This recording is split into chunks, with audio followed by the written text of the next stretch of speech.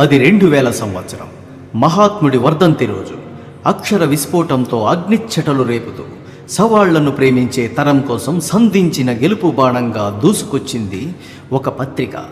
దాన్ని సంధించిన అక్షరాస్త్ర సవ్యసాచికి ఆ పత్రిక పేరే ఇంటి పేరయ్యింది. ఆ పత్రిక పేరు విజయ విహారం. దాన్ని సంధించిన ఆ సవ్యసాచి పేరే రమణమూర్తి. వెరసి ఆయనే విజయ విహారం రమణమూర్తి అయ్యారు.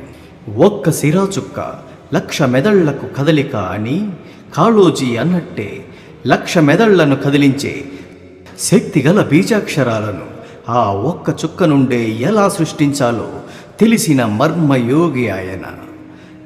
కదిలించే కథనాలకి పరుగెత్తించే శక్తిని అక్షరాల్లో ఆవాహన చేసినవారు శ్రీ రమణమూర్తి. విజయ విహారం